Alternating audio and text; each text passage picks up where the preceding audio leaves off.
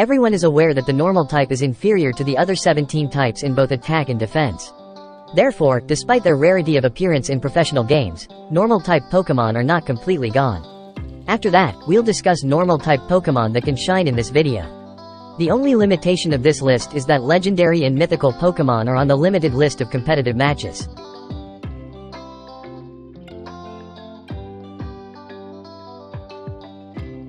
Pidgey, the most fundamental bird Pokémon one may find on Route 1 of the Kanto area, has been evolved into PIDGEOT, which is typically regarded as a poor Pokémon.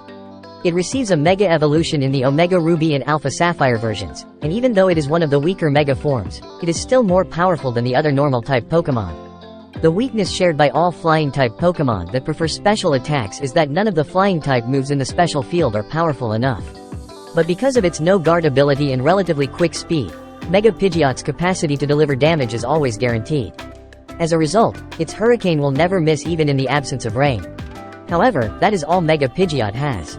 To deal with Steel and Ice types, Mega Pidgeot's only move of the other types is Heat Wave, and it is also helpless against Pokémon of the Electric and Rock types, which are strong counters to it.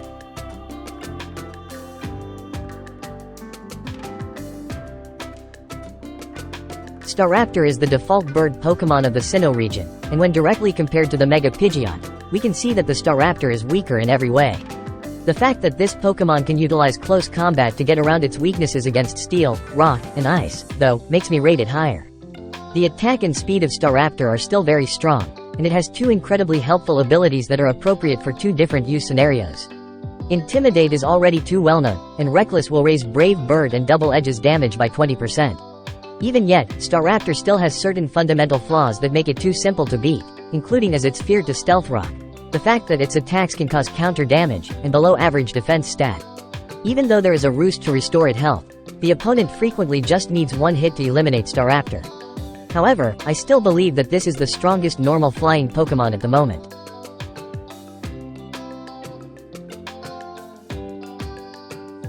These two Pokémon have entirely different gameplay even though they come from the same evolutionary path. Porygon-Z can deliver huge damage and Porygon-2 is more defensive when using Eviolite equipment. Due to its defense, Porygon-2 makes a good trick room building Pokémon. Since it can use moves like Ice Beam, Thunderbolt, and Tri-Attack, Porygon-2's attack ability is not as awful as Dusclops, despite having a worse normal monotype. Porygon-2 can also teleport teammates to the field. Trick and Knock Off are terrible counters, much like every other Pokémon that uses Eviolite.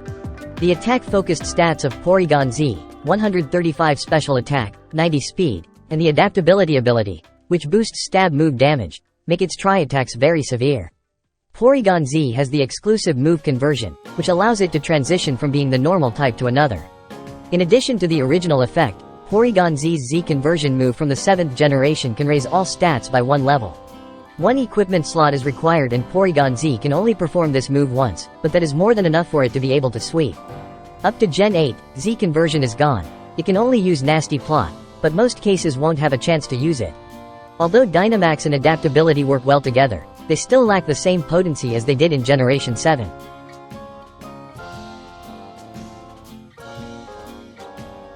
Once upon a time, Regigigas was regarded as either the worst legendary Pokémon or, even worse, one of the worst Pokémon overall.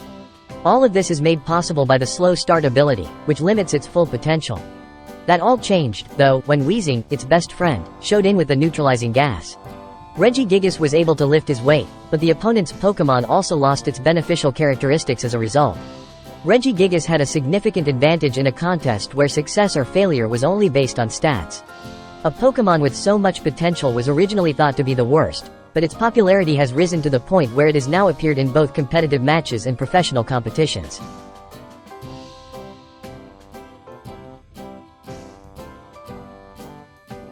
INDEEDEE has established its position in the ranks of support Pokémon despite only being recently introduced in a later generation. With the automated creation of a psychic environment, all priority moves, including Fake Out, Sucker Punch, and all of the pranksters' favored moves, are disabled. Despite having significantly lower damage resistance than Amoonguss or Togekiss, this environment and Follow Me make the female INDEEDEE the best tanker support Pokémon at the moment. Although the male INDEEDEE often favors damage-dealing strategies, being 95 speed points faster than Rillaboom causes the grass environment to dominate the psychic environment. Then expanding force is weaker by 75% of its maximum strength. The player will frequently need to withdraw this INDEEDEE. Given that it only has 85 speed points, the female INDEEDEE doesn't have this issue. So this position belongs to the female INDEEDEE.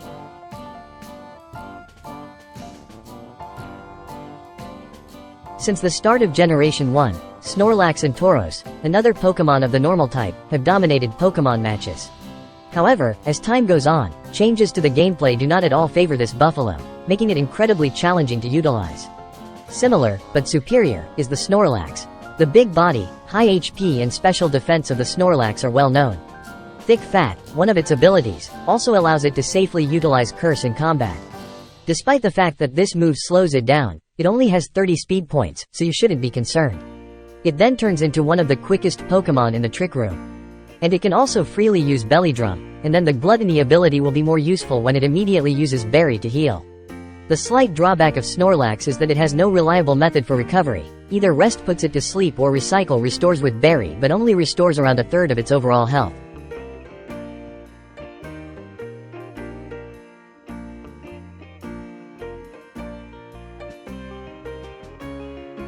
If Lopunny didn't have Mega Evolution, it would rank among the most worthless Pokemon. On the other hand, its Mega version is extremely powerful. This Pokemon is quite simple to understand, jumps quickly, and hits hard. Few opponents are strong enough to resist a priority move like a Fake Out followed by a high jump kick. It can also attack Pokemon of the Ghost type thanks to its Scrappy ability. Then, it can attack all other types without concern for damage reduction using only normal and fighting moves. It can use Encore against something like Defensive Tactic designed to buy time. All I have to say about this Pokemon is that it is incredibly simple and easy to use.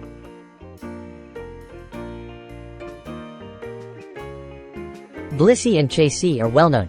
Even though its physical resistance is quite poor, its health point level is so high that it is tough for any Pokemon to eliminate it in one hit. After then, the counter move will almost certainly give the opposing Pokemon a headache. Any Pokemon that prefers special attacks will be utterly helpless with their presence. Having a high HP stat makes recovery moves incredibly beneficial. Thankfully, it's against the law for a BLISSEY to have Wish.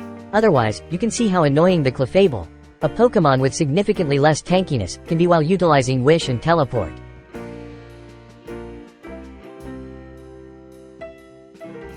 I've talked about this Pokemon a lot in earlier videos.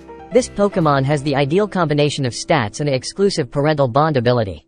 When Parental Bond wasn't nerfed, Mega Kangaskhan was at his best after Generation 6. When it was first introduced, the child's move had a power of half that of the primary strike. The biggest issue with it, however, is not this nerf because the main purpose of this ability is to benefit from the attack's side effects.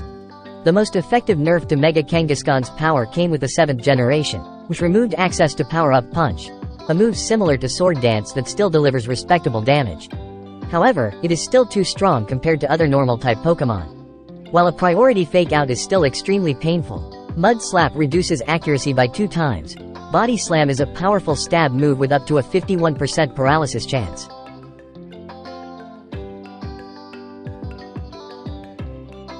And those are my picks for the top 10 Pokemon of the normal type. Of course, diverse opinions may exist among people, but that's alright. Regardless of what other people think, everyone has a different understanding of a Pokemon's potential, and using one simply because you like it is perfectly acceptable. Thank you, and goodbye for now.